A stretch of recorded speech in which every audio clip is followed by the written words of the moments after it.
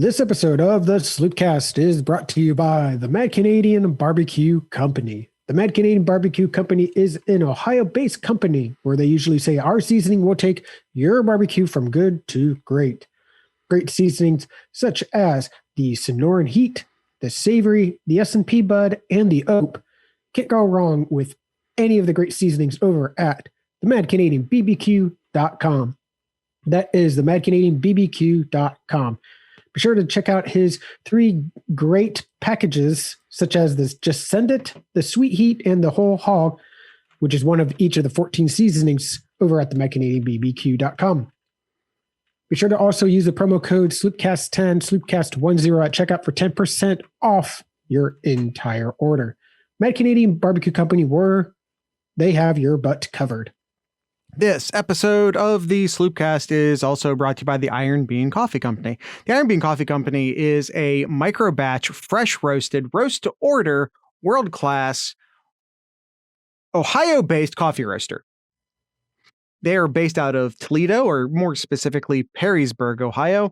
They're fair trade certified. They're USDA organic, veteran owned, mom and pop owned. You get free shipping over $50, K-Cups available, gift cards available, and you can save money with a subscribe and save service. What else do you guys need? You need anything else? I think does that check all of the, I don't know if there's a box left unchecked there. I think that's all the boxes. So if you're not convinced and maybe you want to find out what some of the individual coffees are, stick around for the next few ad reads, or you can just go to ironbeancoffee.com for yourself. That's Iron Bean Coffee, America's local coffee roaster. What is up, YouTube and Discord? What's Nomad, up, YouTube and Discord? You have your audio turned off. Me? Nomad. Oh. Hey guys. I don't know if that came through or not. Did that come through? Just the not the. I have that audio filtering on, so it's very good at doing good tonight. Michigan Bucknut, how are you? Yeah, I mean, we're a little rattled. We're recording this on a Wednesday night.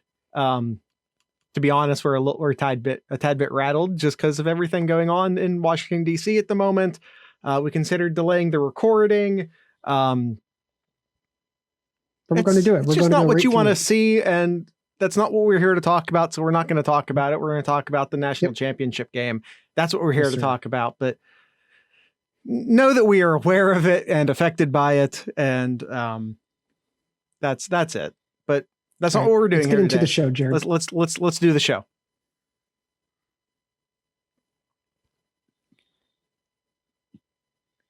We've got barbecue back here. You're all invited. Welcome to the Sloopcast. How are you doing today, Kyle? Doing pretty well. How are you, Jared?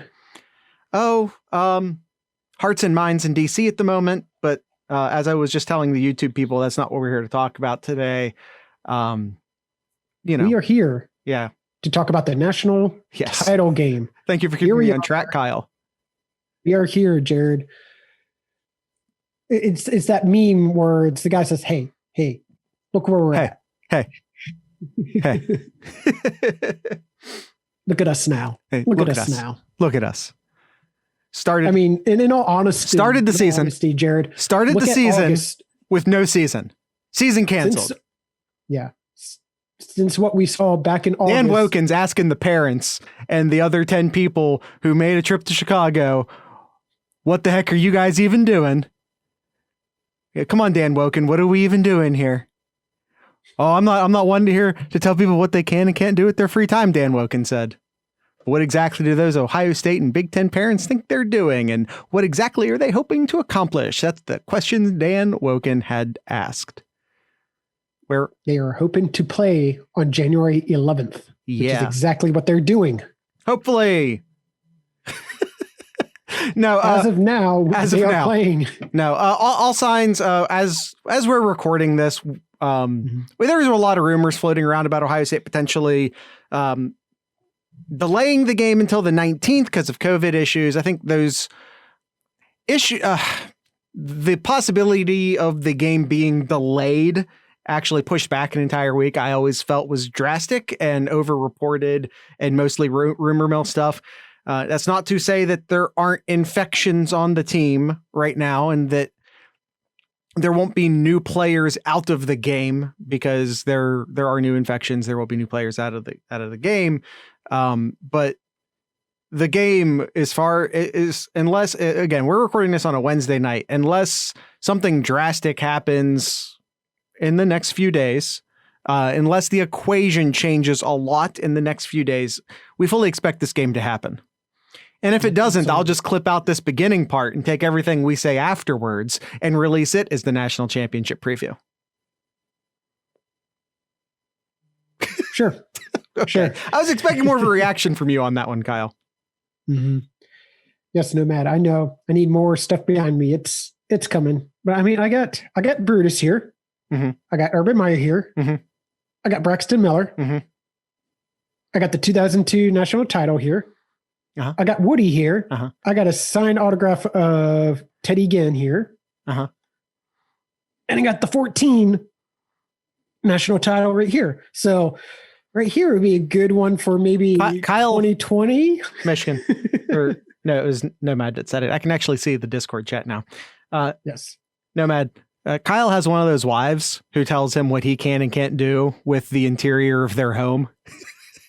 I, on the other hand, all right, let's not am a child. Let's not get into that. No, listen, as far as all of that goes, she's the one that's right, and I'm the child. Just so we're clear. All right, Kyle, national championship game. This is not a time for shenanigans. Let's get right into it. Kyle, it is time. What is it time for? It is time to see what Saban's daughter's saying? No, Kyle. Oh, okay. Kyle. Do I need to do the setup? All right, let's do the setup. Kyle, did you say Miami? Did I? No. Maybe I did. You didn't. Did you say national title game? I know I did. Okay. Did you say Bama? No. Did you say look at us? Yes. Look at us. So what does that mean? It is time, everybody, to know your enemy. There we go. I had to poke and prod you a little bit, but we got there. Know your enemy. The Alabama Crimson Tide. Ye frickin' ha. 6 years later. 6 years later. They're back at it again. Here we Alabama. Go. This time actually in the national title game, which is fun. This time. No semis this time. We're back in it. Yeah, we got. This is it. This is for the title. I feel a lot like if we had the podcast before the 2014 championship game. Yep. And trying to compare it then to this one, I feel a lot more confident in 2014 than this one, just because of what we know with this team. With back in 2014 with Oregon, we knew who Oregon was. We knew Ohio State with how well momentum they had with just running all over Wisconsin, just the tough battle with Alabama and be like, yeah, we can do this. We can do this. But here we are, the 2021 national title, 2020 national title here. This is a really tough game. You got Heisman winner Devontae Smith, Mac Jones, who's just making all the right decisions, and Najee Harris, just a beast at running back there. I mean, he's your typical Alabama running back we typically see. He's that bruiser. He'll just pound it right at you. 6 yards a carry. Over 200 rushes this year. Over 200 carries. That's an Alabama running back right there for you. So here's my first question for you, Kyle. Travis Etienne or Najee Harris? Who do you like more? Who would you rather have on your team? Who are you more afraid of? Choose your own frame. But who am I more afraid of? It's Devontae Smith. I'm more afraid of Devontae Smith. I was talking about ETN versus Harris. Strictly running backs. Oh, I was afraid more of ETN, honestly. I don't think you're right.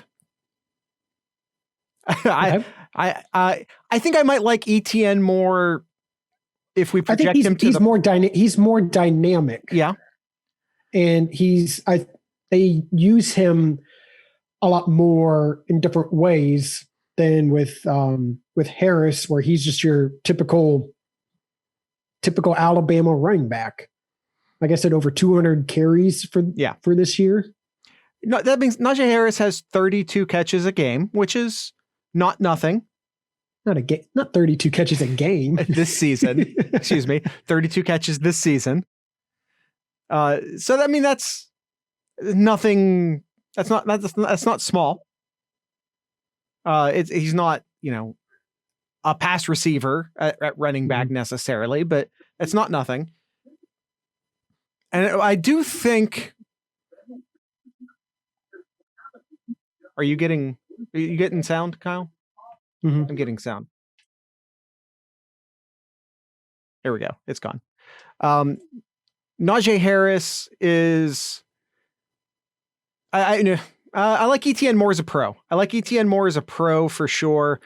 I think I have more concern about Najee Harris, and not necessarily because of Najee Harris, but maybe just the Bama offense as a whole. I like Bama's offensive line more than I like Clemson's offensive line.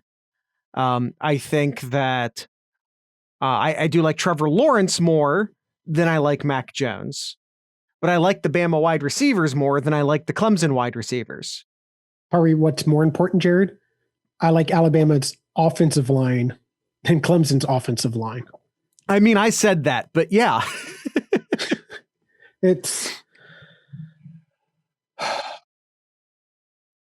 Ohio State is going to have to throw everything at Alabama here.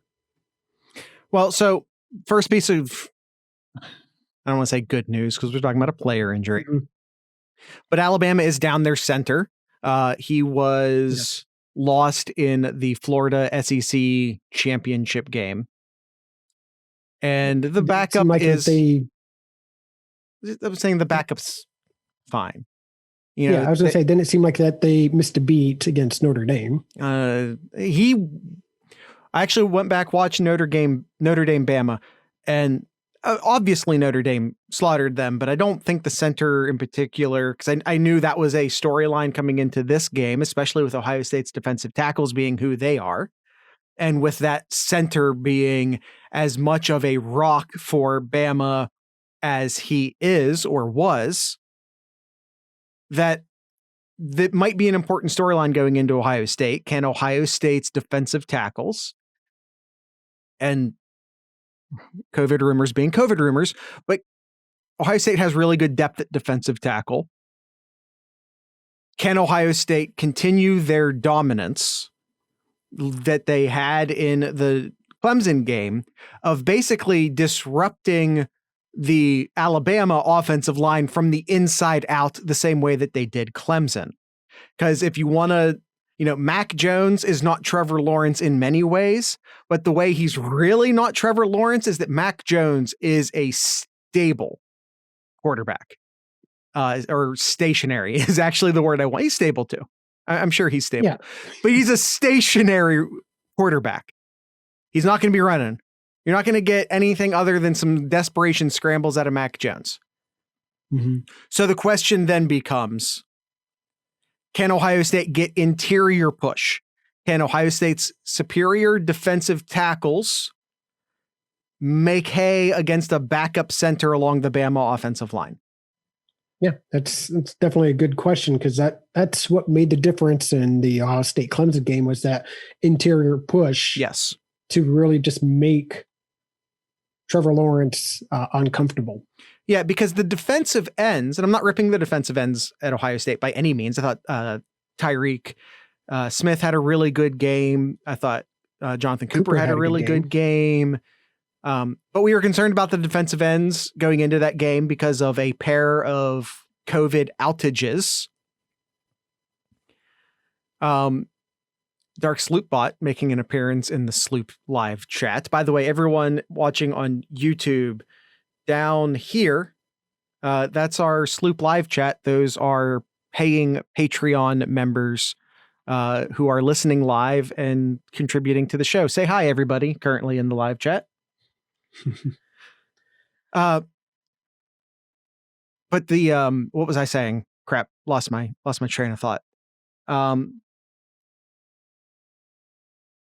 Ohio State made a lot of progress on the interior. So the defensive ends, that's what I was saying. The defensive ends at Ohio State did not make a real push and start making like real pass rushy plays against Trevor Lawrence until later in the game when Clemson was in a position in which they had to throw the ball because they were no longer playing contain because they were not letting Trevor Lawrence run.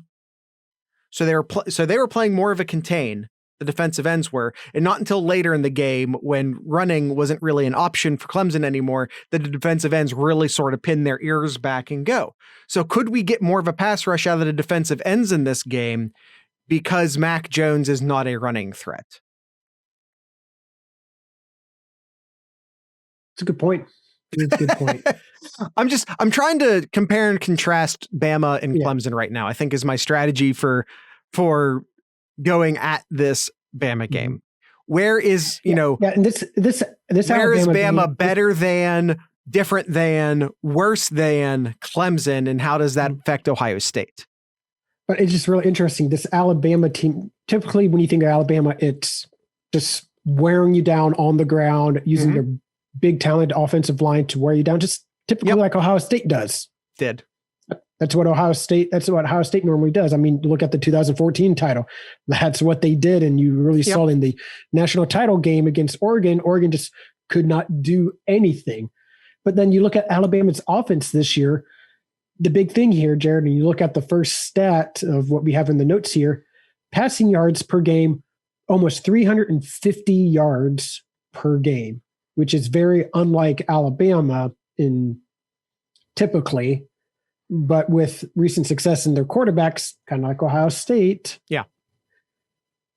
Well, in their wide receivers. They just had very, very dynamic offense this year. Their the run of wide receivers at Alabama the past few years have been insane. And Devonta Smith just won the Heisman. And deservedly so. Yeah. No, I absolutely think so. I mean, 1,500 reception yards in a season is ridiculous. So Kyle, as a wide receiver in college football. All right. So we've been comparing, contrasting Alabama, Clemson. We think that Ohio State's, even though I think I like Bama's offensive line more than I liked Clemson's offensive line, I think that Ohio State can have similar success against Alabama's offensive line. So we're calling that one a bit of a wash. And as far as a wash goes, that's great for Ohio State. If Ohio State can get the same game from their front seven against Bama's offensive line that they did against Clemson's offensive line, that's great. That's an absolute win. I'm giving a nod to Najee Harris over ETN. And I don't necessarily think that's because ETN is worse. I just think Najee Harris is a better skill set matchup against Ohio State than ETN is. Trevor Lawrence over Mac Jones. I don't think Mac Jones is bad. I'm not going to be, Mac Jones, he's not bad. But I think he's a product of his offense and his wide receivers more than he is on the same level as some of the better quarterbacks of this season. He finishes third in the Heisman. By the way, Bama placed 3 of the top 5 Heisman voters or votees. But I don't think Mac Jones is on the same level as Trevor Lawrence, as Justin Fields, as Kyle Trask. He's not that good. He's a very good quarterback, don't get me wrong, but he's not that good. Mm-hmm. And that being said, he's going to have success against Ohio State, because I've seen much worse quarterbacks have success against Ohio State this year. I mean, look at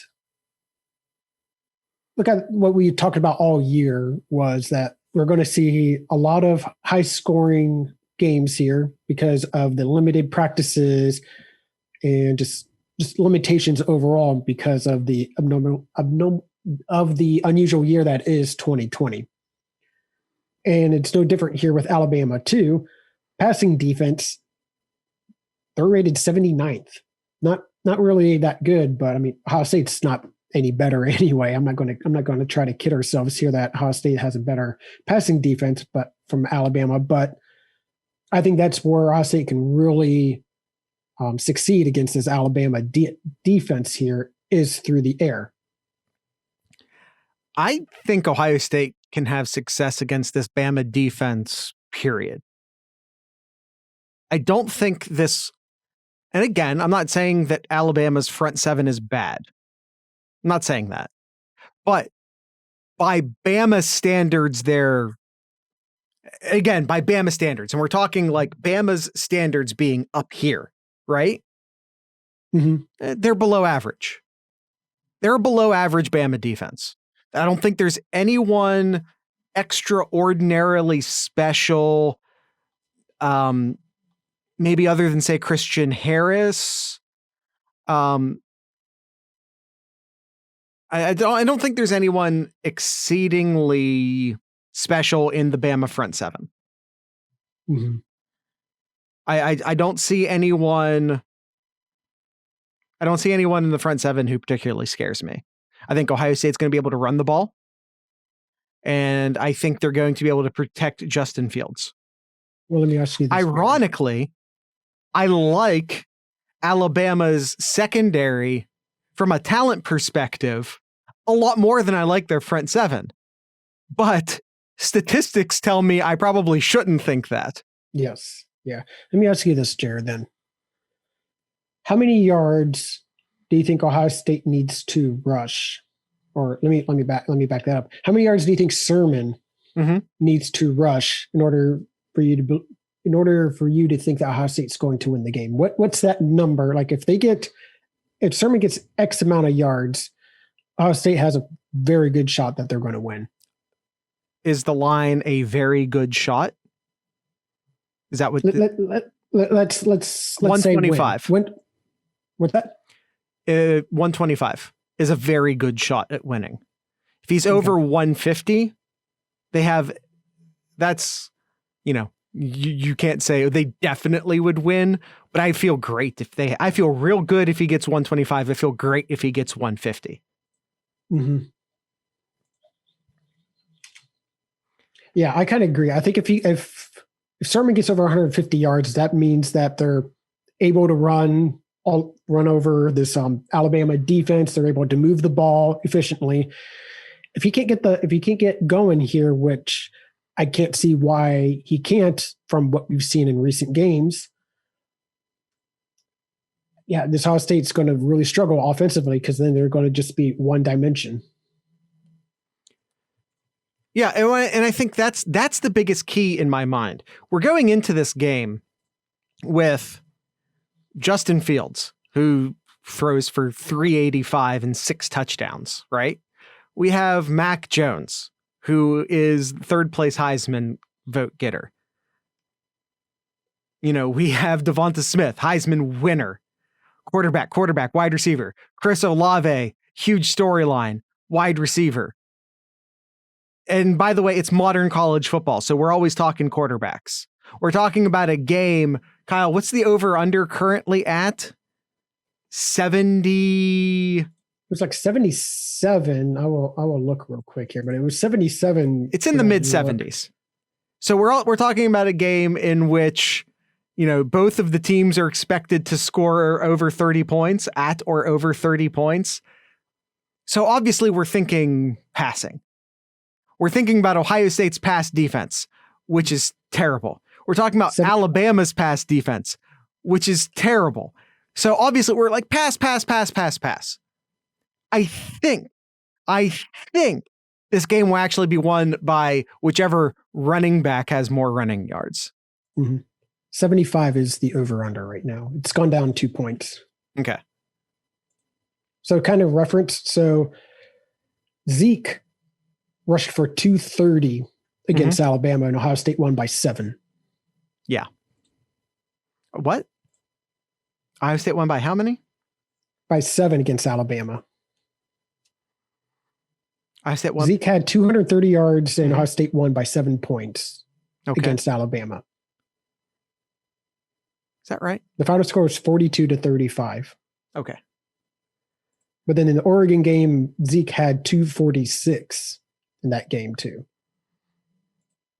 I don't know why, but 233 just sounded wrong to me. But regardless, the point here being that even though the quarterbacks and the wide receivers seem to be the storyline going into this game, I think the team that wins is if one team can run the ball and one team can't, and a team has to become one dimensional, I think they're screwed. That's sort of where I'm at. And again, I think both of these teams score a bunch of points. Yeah, I agree.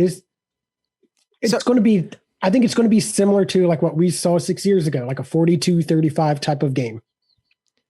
Yeah, I think that what I said, and I said this last week and it turned out not to be true. I acknowledge that, but I think this game comes down to a team having the ball with time about to run out, and someone has to make a play. I think that's where this goes. And I know I said it last week and I know it turned out to be wrong, but I like Bama more than I like Clemson. And I liked Bama a lot more than I liked Ohio State until last week, where I saw a different Ohio State team against Clemson than I saw all year. And that's the thing we kept hearing all week so far is what we saw last weekend, the true Ohio State team. And I'd say, yes, that is the team. That's the team we knew had the potential to be, and it showcased and it peaked. It's peaking right now. And this is the exact time that you want your team to peak, is right at the end.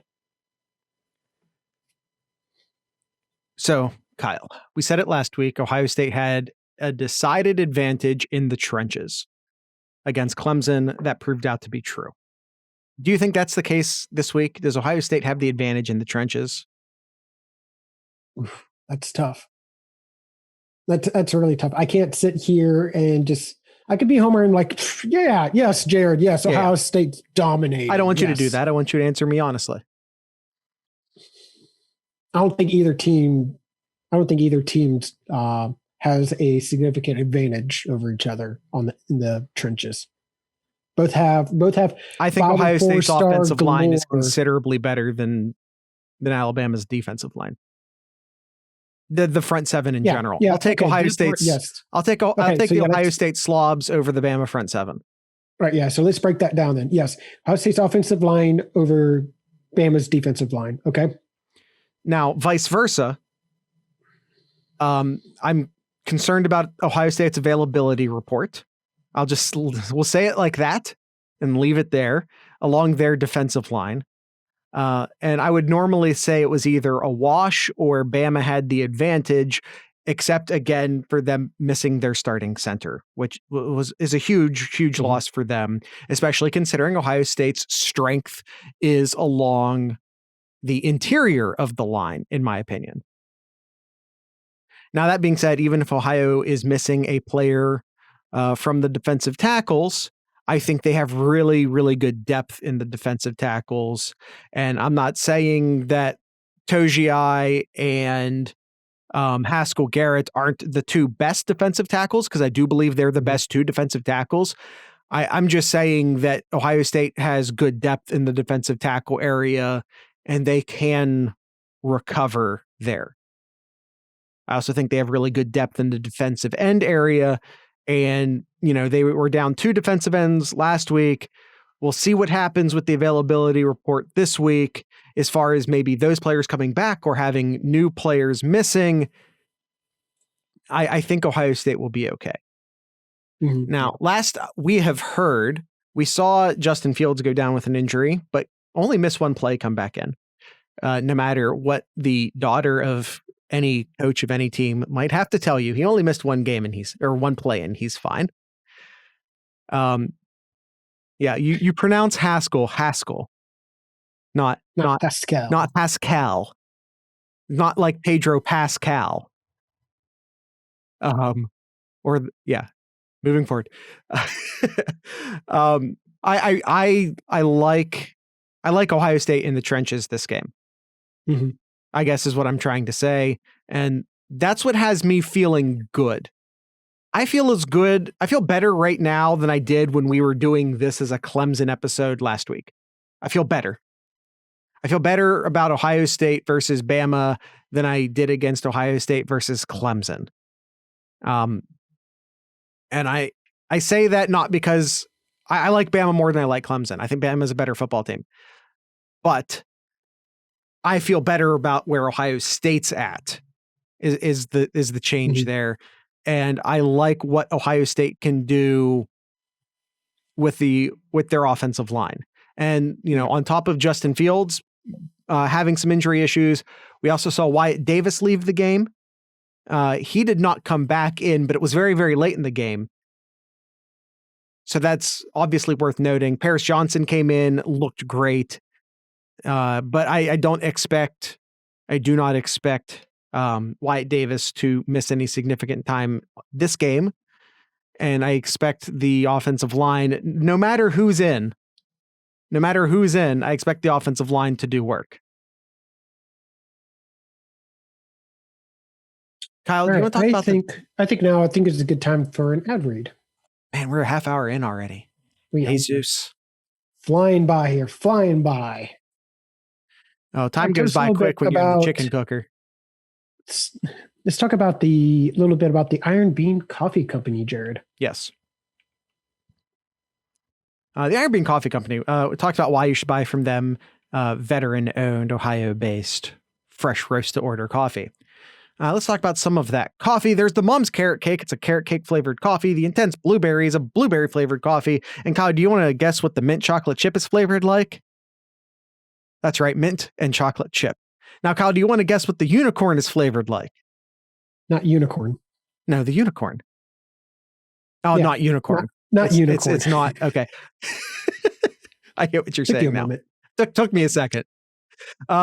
If you want to know, well, guess what everyone wants to know, because you never know. You never know what's in the unicorn. It's an R&D bag. You're never quite sure what's going to be in it, and that's part of the fun.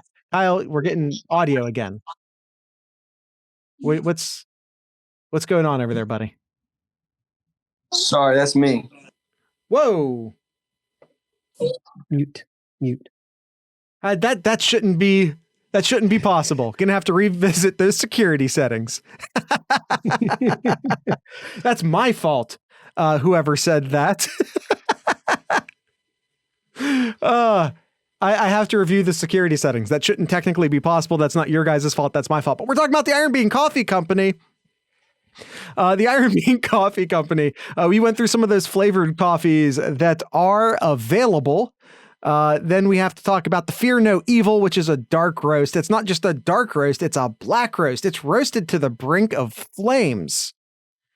It is dark, void of all light, and the sheen of polished armor. There's the Integrity, which is the mainstay Iron Bean coffee. It makes a great espresso, super dark roast, fantastic coffee. And again, you can buy all of these coffees at ironbeancoffee.com. Again, that is Iron Bean Coffee, America's local coffee roaster. This episode is also brought to you by the Mad Canadian Barbecue Company.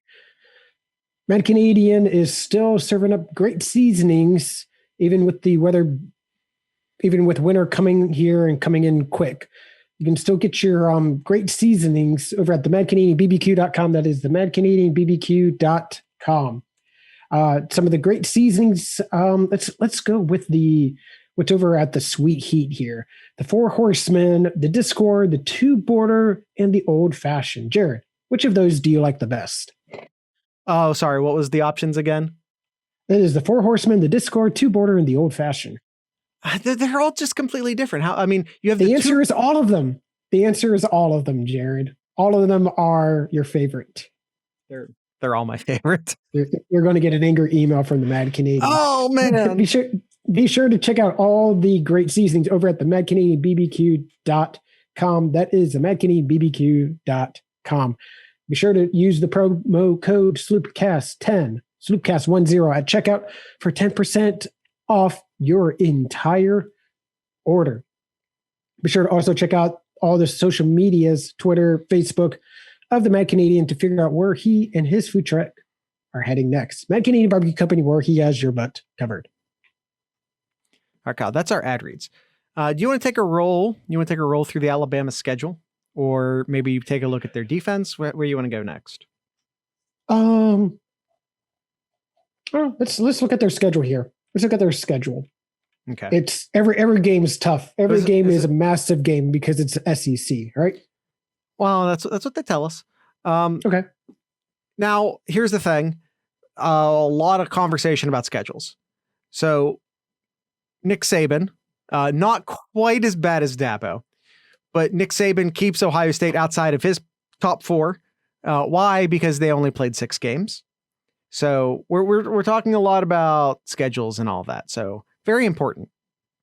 So let's go through it. Powerhouse Missouri. Good game against Missouri. They slammed Texas A&M, who Texas A&M still thinks they belonged in the playoffs, despite the fact they are wrong. Now, here's one of the more interesting notes on the schedule to me. Mm-hmm. They allow Ole Miss, who is terrible, to score 48 points. 48 points scored by Ole Miss. Now, a lot of people are like, oh, Lane Kiffin. But I'd like to point out that Ole Miss did not continue to go on to score a bunch of points all season. It's not like it's not like Lane Kiffin turned Ole Miss into an offensive juggernaut overnight. Mm-hmm. This was not, like I said, it's not a thing we continued all year. So then they go and they play Georgia. Georgia, who still had Stetson Bennett as their quarterback at the time, puts up 24 points, but Bama rolled over them offensively, which is, if we're going through this, that's the constant takeaway, is that Bama scores points. Absolutely. And their defense. One thing we even failed to mention, Jared, is that Alabama may get their second wide receiver back, Jalen Waddle. That's another addition. No, that's total. I know. Rule number one applies here. But if he were to play, let's talk about Waddle. Let's do it. Waddle hasn't played in. Did he go out in the second game? First game? Anyone in the chat remember? We got Michigan Bucknut typing. Jalen Waddle has. Nope, it's the fourth game. No, it's the fourth game. He missed part of the Georgia game. But he went out in the Georgia game. Is that what you're telling me? Yeah. So 4 games. He played in 4 games here. You ready? Missouri, 8 catches, 134 yards, 2 touchdowns. Okay. Texas A&M, 5 catches, 142 yards, 1 touchdown. Yep. Ole Miss, 6 receptions, 120 yards, no touchdowns. Okay. Georgia, 6 receptions, 161 yards, 1 touchdown. Waddle is a very, very, very, very, very good wide receiver. He's not going to play in this football game. Okay. I don't believe it. And the reason I do not believe it is because I saw him on the sidelines at the Notre Dame game. He did not look like someone who was ready to be playing football. But let's just say he is. And let's say someone, Gangland in the chat says, he is 70% is the maximum possible.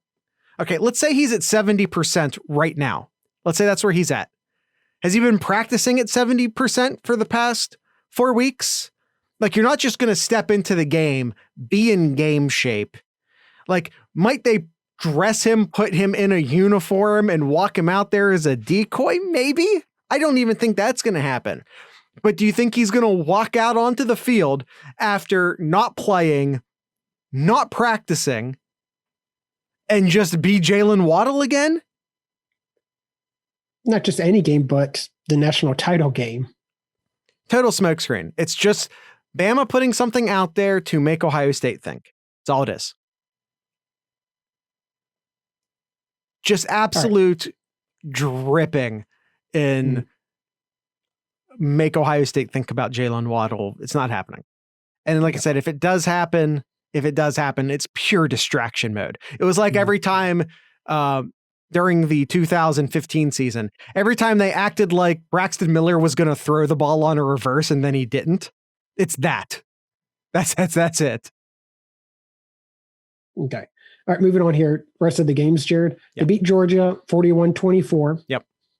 Good win there. Yeah, absolutely. Georgia's a talent-rich team, but Stetson Bennett was their quarterback. Destroyed Tennessee, Mississippi State, and Kentucky. Right. And Auburn. Who was terrible this year. And LSU. Who was terrible this year. And Arkansas. Who was terrible this year. Like, there's not... I'm not one to like poo-poo on the SEC and be like, oh, the SEC is bad, actually. No, the SEC typically, from top to bottom, I think is the most consistently talented, good conference in college football. I do believe that to be true. That being said, the SEC West was garbage this year. Who was in the SEC West other than Bama? Texas A&M? No one's believing that. No one believed Texas A&M except for Texas A&M. They should have lost their bowl game. They really should have. LSU, garbage this year. Auburn, garbage this year. Arkansas, garbage every year.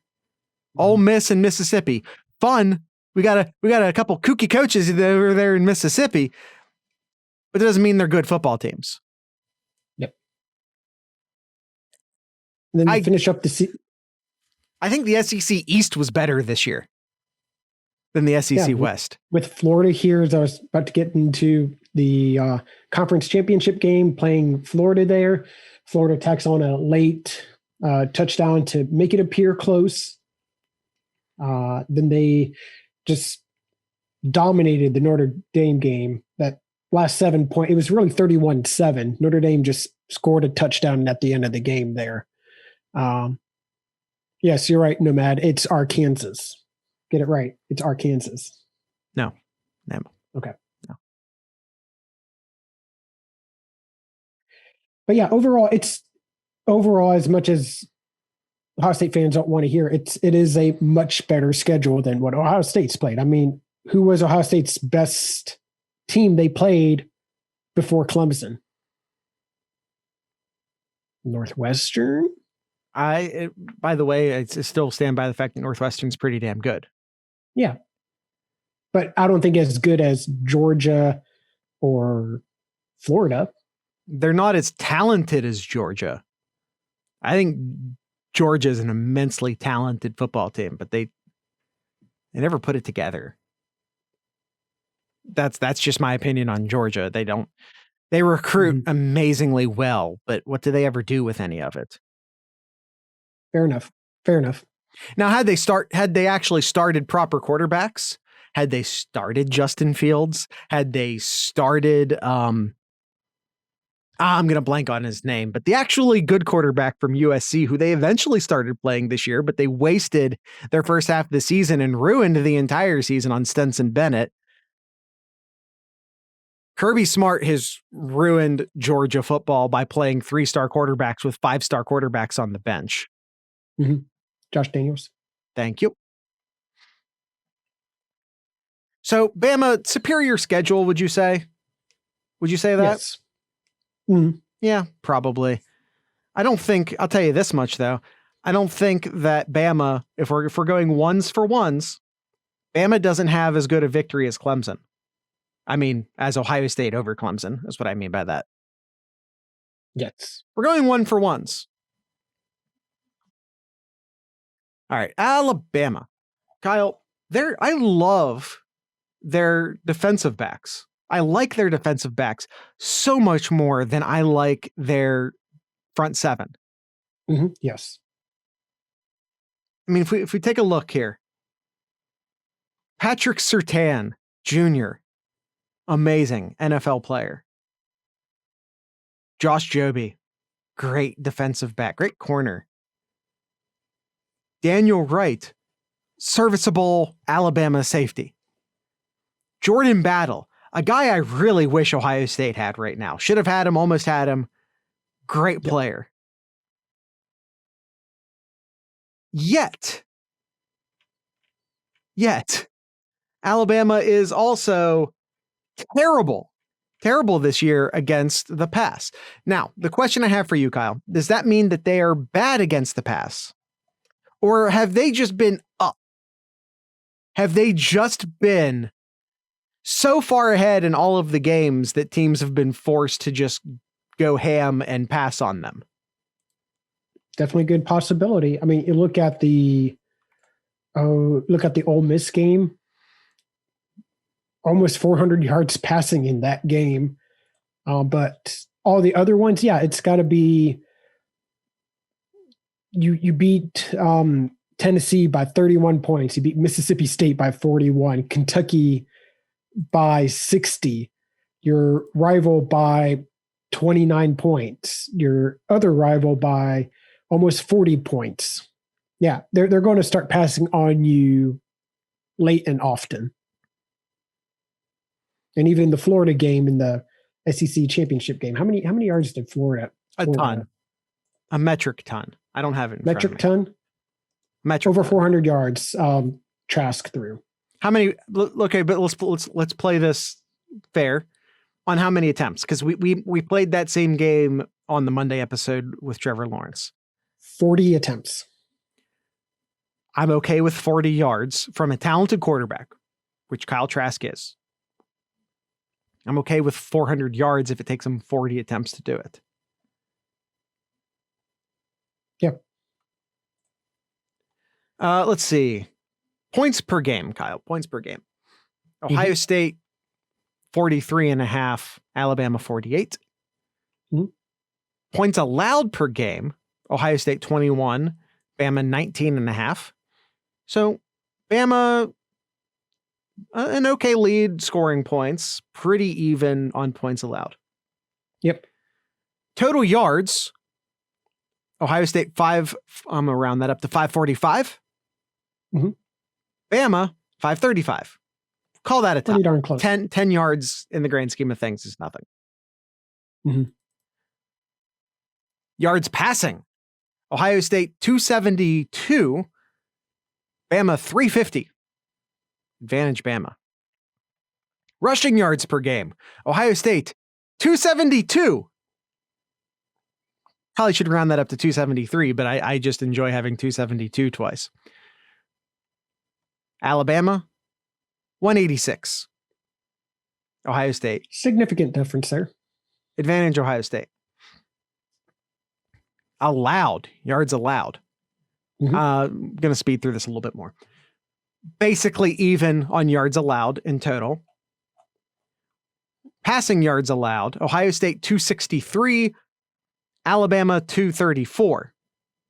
Slight advantage Bama. We'll give Bama the slight advantage there. Rushing yards allowed. Ohio State, 97. Bama, 108. Slight advantage Ohio State. What are all of this I'm trying to say? It all looks kind of even to me. I think both teams have troubled secondaries despite having talent. I think both teams, by the standards that they set with their own depth of talent at the university. So I'm not saying that they're bad, but I'm just saying by Ohio State and Bama standards, both of these teams have average front sevens. There's no Chase Young in this game. There's no Darren Lee in this game. There's no high tower in this game. I don't think there's any truly exceptional players in either front seven, except maybe Ohio State with say Togiai and Garrett. They both have great running backs. Ohio State, advantage quarterback. They both have great wide receiving cores. Ohio State's, I think, is a little deeper, but I think that Bama obviously has the best single wide receiver in the game. But Jared. Yeah. What about the tight ends? What about the tight ends? Year of the tight end, baby. It's the year of the tight end. And I don't know. What do you think, Kyle? Is it advantage Ohio State in the tight end area? Because, spoiler alert, it is. Ohio State wins! Year of the tight end. That's the tiebreaker, right? That's the tiebreaker. That's the difference there is the tight end. All right, Kyle, let's get into some Ask Sloopcast questions. On that note. Yes. All right. Going down here, a couple of these were from the previous episode that we didn't get to, but they was more related to Alabama here. So sure. I'll read some from previous ones. So, all right. First we have Nomad. Nomad asks, "Hey, Jared, can we get a fuck you, Dabo?" You sure this isn't from last week? Nope. It's from this week. Okay, hold on. I have a new feature I'm going to play with real quick. Oh, no. Jared's breaking stuff. Fuck you, Dabo. All right, in Gangland. Kyle, you do it. You do it. You have to do it now. Fuck you, Dabo. Okay. Okay. All right. Do you have any idea what I just did? No. Okay. Well, I tell you this much. I think the Sloop Cats liked it. All right. Gangland asks us here, Jared, if the Buckeyes were to blow Bama out of the water, could that cause Saban to reconsider his time left in Tuscaloosa? In which way? Does it motivate him to come back and fix things, to not go out on a sour note? Or does he say, screw it. I'm gonna let the new guy. Ryan Day's the new guy. He's the next generation guy. I'm just gonna let him have the crown. In which direction are we talking? Well, especially with his offensive coordinator not being there next year either. Well, he's used to that. Mm-hmm. Saban recycles offensive coordinators. I'm just saying, I don't think Nick Saban changes his offensive coordinators more often than I change my sheets. Ew. No, I'm just saying that because I'm leaving, it makes me think that I don't think what happens in this game here, he's coming back. Yeah. This is not our last look at Saban. All right. Michigan Bucknut. 3-part question, he says here. Did Jamison Williamson solidify himself as a second deep threat during the Clemson game? So could we see more of Jamison Williams in this game? My thought on Jamison Williams is that had we had a normal offseason, we would have more Jamison Williams. Mm-hmm. I think a younger guy maybe didn't quite get him rolled into the offense, and they didn't have the cupcake games, and they didn't have just like games and enough games in general. I think we would have seen Jamison Williams is one of those guys that had this been a normal 10-game season, we would have seen him come along in like games 8, 9, 10. So maybe, but I tell you what, they put it on film, and I think that's the most important thing. The most important thing is that they established Jamison Williams as a deep threat on film. So that's now something Bama has to be aware of. And I think that's the most important thing. And I do expect a lot of people to be transferring out of the Ohio State wide receiver room this offseason. And I do not expect Jamison Williams to be one of those guys. Okay. Let's see. He also asks here, will having 2 deep threats be too much for Alabama secondary or help open up the run game?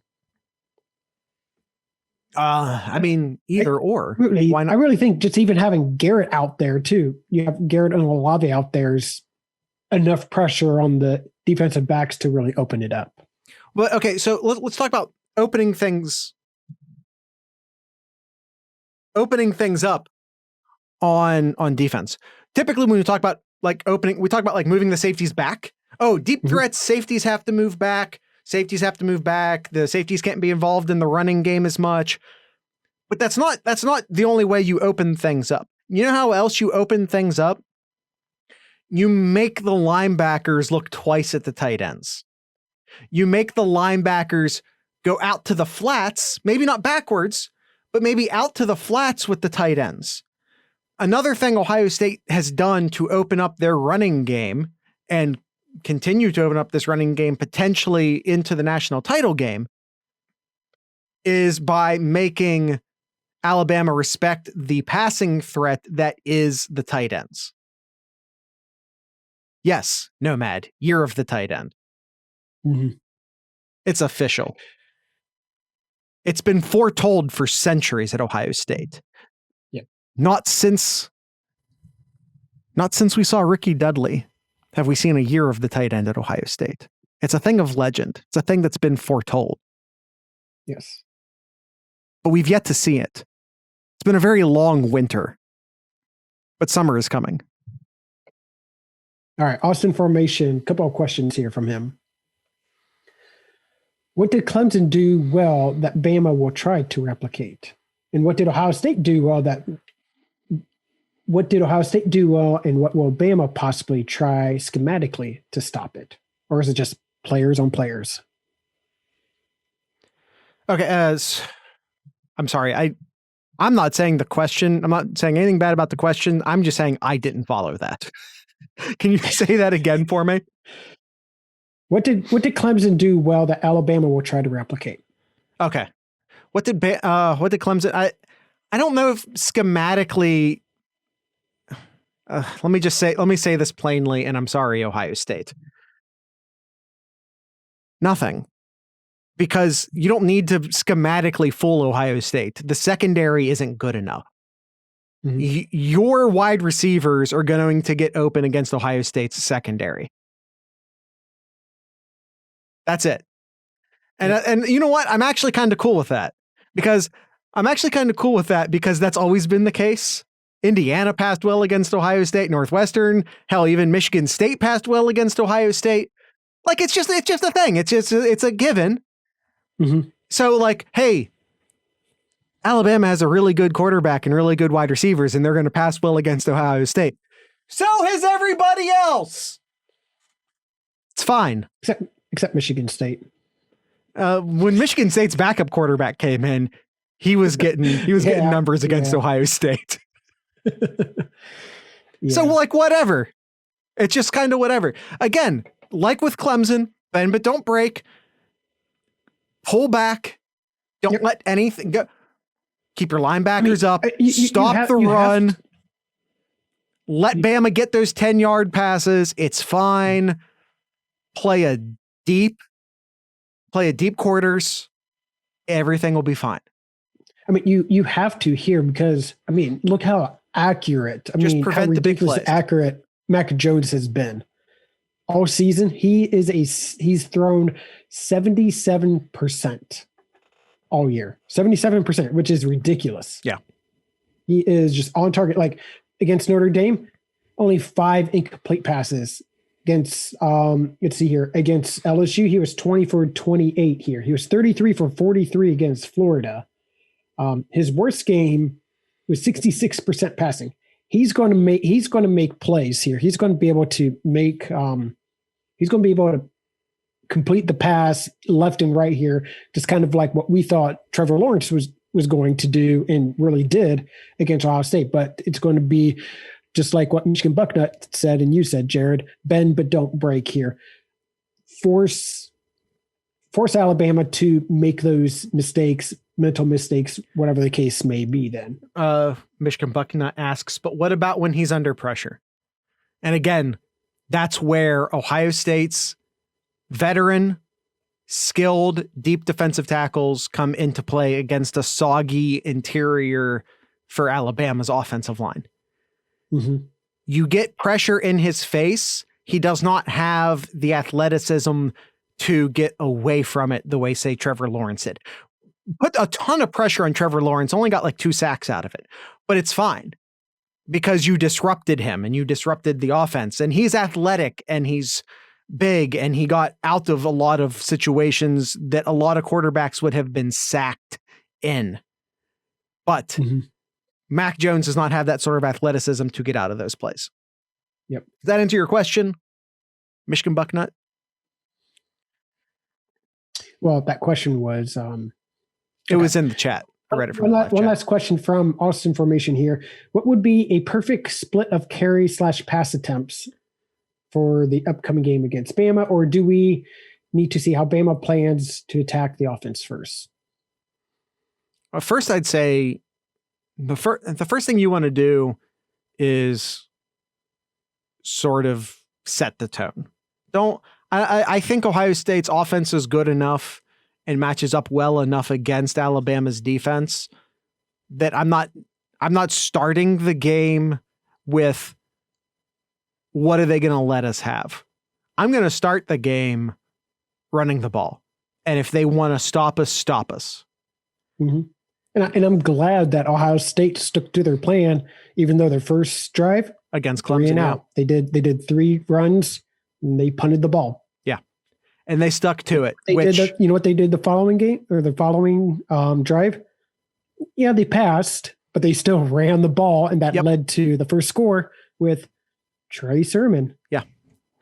That was one of Ryan Day's best bits of coaching, that entire game, but also to have the maturity that he's a young coach. This is only his second year as a head coach, to have a game plan of run the ball, go 3 and out on the first drive right after Clemson went down and scored, to then have the maturity to be like, no, we're sticking with the game plan. I know Clemson's winning. I know we went 3 and out the first time, but we're going to stick to the game plan. We're going to run the football on the second drive as well.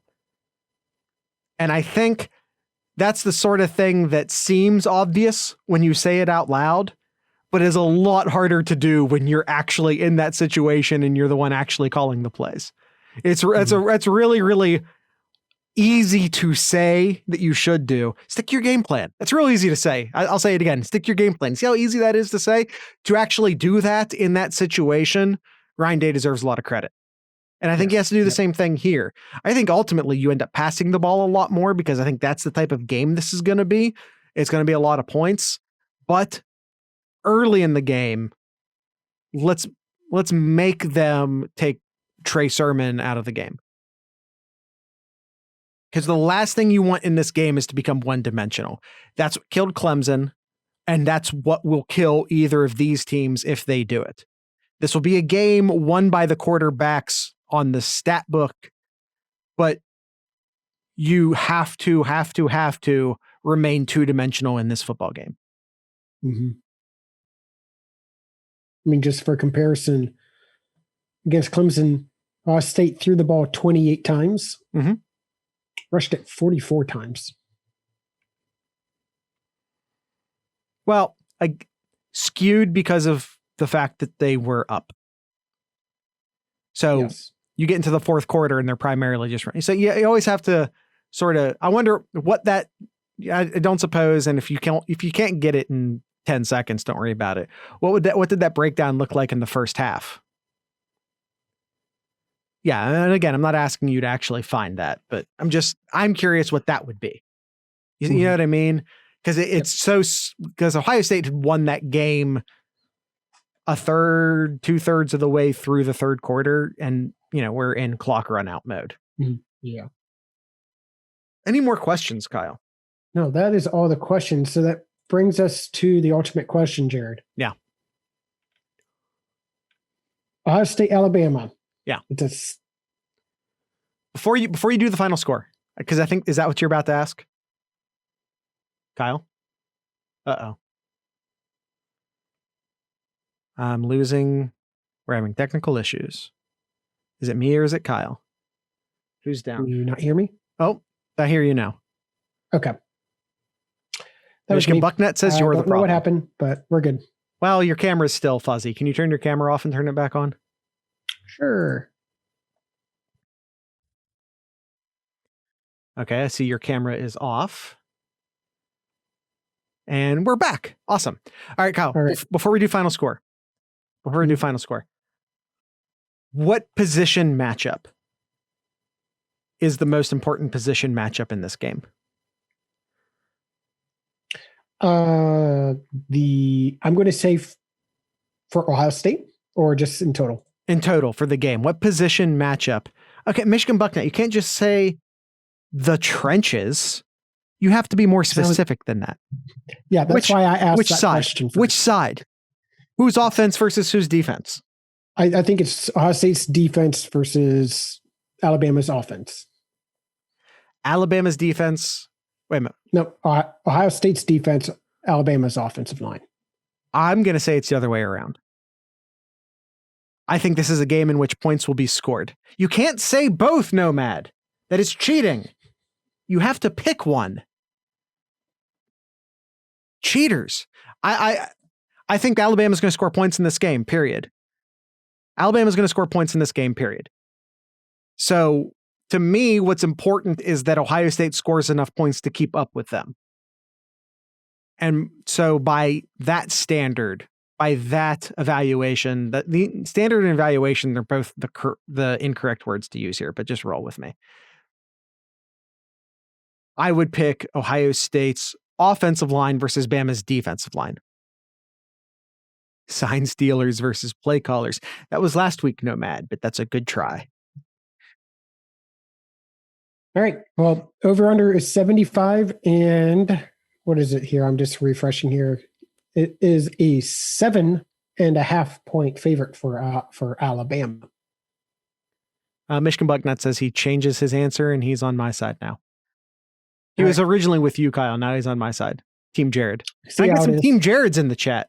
I see how it is. The emojis won't show up on the thing, but I still want to see them over here. I want some. There we go. All right. All right. Jared. Over under. What do you have? Over under 76 points. 75 points. I have over 75 points. I have over. I'm going to go over as well. All right. Now 7.5. Here's the question. Yeah. Does Ohio State cover? Yes. Does Ohio State win? Yes. I feel less confident about that. Listen to that tone again. This is a good Bama team. I think it's a human Bama team. I think Bama's had much, much better teams. It's still Alabama. Mm-hmm. And I think Ohio State does win it, but I said this in the Discord today. I feel as good as you can feel about playing Bama, but it's still Bama. I feel so good about it. In fact, I think Ohio State wins by 4 points. 4 points, which is a win. And when it comes to beating, I mean, Kyle, how many national titles has Bama won in the past? Won or claimed? In the past 10 years. You let me finish my sentence. In the playoff, no, not the playoff era, but like since Saban's come to town. 5? 5, 4, 5, 5. I think 5. They are the dominant team. Let's not pretend that they aren't. They're the dominant team in college football. And we keep trying to replace them, and we keep trying to say Clemson's the new Bama or LSU's the new Bama, but it's not. It's Bama. Not until Saban's gone. And even then. That being said, Ohio State can win this football game because I believe they have the advantage on both sides of the line. And that is the most important thing in college football. And on top of that, Kyle, when in doubt, I think this is rule 3. I think this is rule 3 on the podcast. This is rule 1. 3. Yes, we are setting it. Rule 1, don't trust, the doctor always lies. Rule 2, don't real life gamble. Rule 3, when in doubt, pick the quarterback. And Justin Fields is the superior quarterback. Yep. That's why I'm picking Ohio State. I have the final score, Jared, which I think is the same spread as kind of what you just said. I have Ohio State, magic number 42. Oh. Bama 38. Did we just pick the same? It took until, what is it, episode 38 of season 6? It took this long, but we finally picked the same final score. 42 to 38 is the official Sloopcast prediction. For the first time ever. Wow. It finally happened. That has to be a good sign, right? Or a terrible sign. Yes. Oh no, is it a terrible sign? I don't know. But we'll figure it out. We'll figure it out. We'll find out Monday night. Hopefully. All right, cool. Well, this was fun. This was fun. Yes, we did it. Definitely nerve-wracking. I mean, we still got a number of days still till the national title game. Yeah, for us, it's still like 5 days away. We're not used to doing these so far in advance, but we're just trying to stick to the Monday-Friday schedule for now. So, by the way, we will not be releasing an episode. We will not be releasing an episode next Monday. That would be stupid. So, one episode next week, and it will come out. It'll come out Wednesday if we win and Thursday if we lose. That's a joke. That's a total joke, but it was funny. It'll be out. Let's just say it'll be out Wednesday, right, Kyle? There's a question for you, Jared. If the Buckeyes win, do we get an anchors up? I don't know. Is Suncard still in the chat? No, he left. Oh, he left? After he screwed it up, he left. Oh, man. I tell you what. Oh, Michigan Bucknut saying, please? We're getting a please from Michigan Bucknut? We are. All right. If Ohio State wins the title, the next episode I will start with the classic Sloopcast anchors up. You heard it here, folks. There you go. I will do it. All right. Anything else before we end today's episode, Jared? No, sir. Everyone in the chat, I think, is very happy about the potential. You guys realize you're not going to give two shits because Ohio State will have won a national title, and how I start the podcast will become incredibly irrelevant to you, right? Do you know that? There are much more important things at play here, but I'll do it. All right. Where are we? Time? Oh my goodness. Yeah, let's end this thing. Kyle, make sure to visit. I'm talking directly to you, Kyle. Make sure to visit thesloopcast.com. Make sure to join us on the Discord server. You can see our wonderful people down here joining us on the Discord server. Now, in order to participate in the live chat and do the live listen in, you do have to be a patron, but thank you, Jug. Jug says the Discord is awesome. Jug's our bot mod on the Discord server. He's in charge of our bots. In order to do the live listen-ins and to do the on-screen chat, you do have to be a patron, but it's only $3 a month. That's a candy bar. Like the next time you go to buy gas, don't get a candy bar. And then you're a part of the Sloopcat family. Michigan Bucknut says he is so happy he joined. So there you go. And it's a thing to consider. And if not, there are many parts of our Discord that are free. Most of the Discord is free. There are some private channels, but most of the Discord is free. So come check it out. If you like it, if it's a thing you think you want to be a part of, then you can join. And then you can sort of get into the premium channels, including all of this stuff. But again, if you go to thesloopcast.com, you can access all the free channels and, I'm losing it, Kyle. You know what? Screw it. End the episode. Go to sloopcast.com. There's merch. There's social media pages. There's the Discord. There's the Patreon. There's all that crap. That's it. I'm done talking. Kyle, what's in Kyle's corner? Well, to kind of get us through until Monday night's game, you can check out Ohio State basketball. this Saturday at noon, tentatively, against Rutgers. Again, Saturday at noon, Ohio State taking on Rutgers. There you go. We hadn't had a chance to talk basketball much, but the Penn State game was canceled, or postponed. I don't know. I don't know the difference anymore. Who knows? 2020. Who knows? But yeah, is that it for Kyle's Corner? That's it. We're really long here, so let's go ahead and end this show. Okay. Tonight's ending music is by Mr. Anderson. They're a Columbus-based hip-hop group, so be sure to check them out. There will be links down in the show notes for all of that. Nomad, one of our mods, lets us know that 2020 is over. We're in 2021 now. Kyle, I changed my mind. It's Ohio State 152 to 38 because it's 2021 now, and it is the year of the tight end. And Ditka. All right. No. Go back to the original prediction. I can't have us not have the same prediction. It finally happened. Damn it. All right. Ohio State, Bama, national title. Let's do this. But for right now, we're going to end the show with Mr. Anderson. Please be sure, like I said, to check out all the show notes for information on them.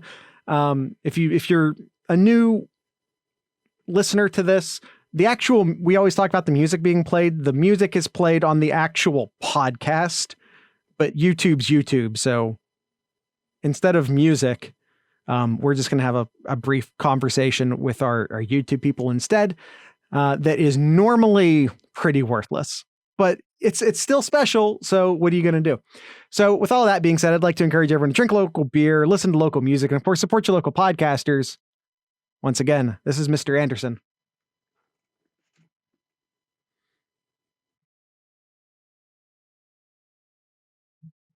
I almost used it, Kyle, because your camera got all frozen. I almost used it. And by it, I mean.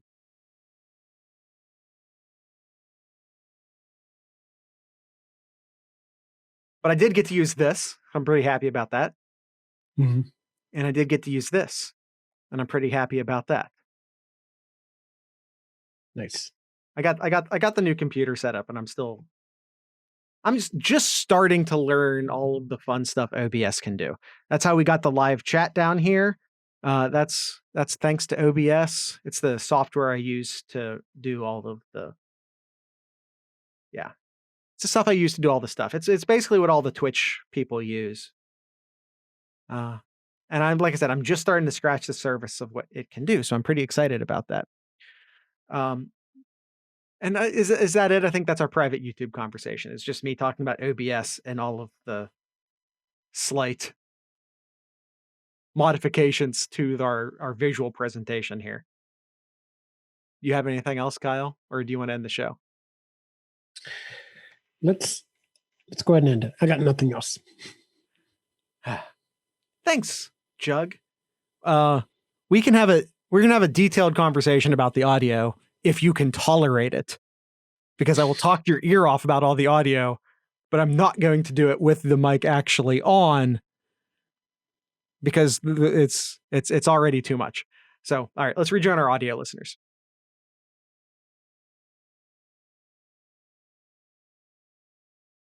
Once again, I'd like to thank Mr. Anderson for ending today's show, and I'd like to thank the Iron Bean Coffee Company, the Iron Bean Coffee Company, for sponsoring today's show. The Iron Bean Coffee Company is a world-class hand-roasted micro-batch coffee roaster headquartered out of Perrysburg, Ohio, which is just outside of Toledo. All of their beans are fair trade certified, USDA organic. Integrity is what they do. Marine owned, mom and pop owned. Pay cups available, gift cards available, free shipping over $50 available. And if you find that one coffee that is your coffee, you can save money with a subscribe and save service. Kyle, some of my personal favorite coffees so far, and I have not tried them all yet, but some of my favorite ones so far are the Ride or Die, which is a gentle and distinctive version of the American classic coffee, breakfast coffee. It's a Brazilian yellow bourbon coffee bean with Suburb smoothness and flavor. I also really like the Cast Iron, which is a medium roast coffee made with single origin Arabica beans. Kyle, You know what's so special about the cast iron? It's the coffee What's that? in the coffee and Q. Maybe you can tell us about the coffee Q here in about 20 seconds. But Iron Bean Coffee is who we're talking about right now. And Iron Bean Coffee Company is, in fact, America's local coffee roaster. And if you want to see all of the wonderful coffees they offer, including some dark roasts, some medium roasts, some flavored coffees, you can visit ironbeancoffee.com. That's Iron Bean Coffee, America's local coffee roaster. I already said that, but oh well. This episode also brought to you by the Mad Canadian Barbecue Company. As Jared said before, the Coffee and Q, one of Jared's favorite. Put it on. What do you put it on, Jared? What do you use the Coffee and Q on? Everything. Beef. I primarily use it on beef. It's also really good on eggs because it's just like you're having coffee with your eggs, except it's coffee on your eggs, and it's I like it. Or I tell you what, if you're broiling, if you're doing a bacon broil, you go with the Coffee and Q on that too. But if you're doing a bacon broil and you kind of like that candied bacon thing, I'd actually probably suggest the 2-porter. I'm hungry. Okay. Yeah. Is it breakfast time yet? Coffee and Q, it's a blend of coffee and barbecue seasoning that offers just the right amount of coffee flavor and barbecue flavor that will add that something extra to your food. Another great thing that I was talking with the Mad Canadian earlier today, Jared, the 4 Horsemen. Yeah. Now, I like myself a good buffalo chicken pizza. Okay.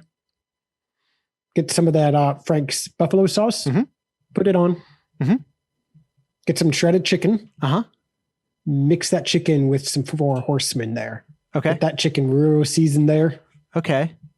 Kyle, I'm going to be honest with you. That sounds real spicy. I love it. I love it. You're doing the 4 Horsemen on a buffalo chicken pizza. That's just sauce. Just a little bit. It's a lot. I mean, I'm just saying, like your spicy stuff if you're going to do that one. You got to make sure you like your spicy foods if you're doing that recipe. Mm-hmm. But then I put some celery on top too to help cool it down. Well, the celery fixes everything. Yes, it does. Yeah, but maybe throw some blue cheese. Really good. Maybe throw some blue cheese on there to cut the heat down a tad. The 4 Horsemen is really good seasoning. Yogurt if you're feeling healthy. Spice up your chicken. Be sure to check out all the other great seasonings over at themadcanadianbbq.com. That is themadcanadianbbq.com. Be sure to use the promo code SloopCast10 at checkout for 10% off your entire order. Mad Canadian Barbecue Company, where he has your butt covered.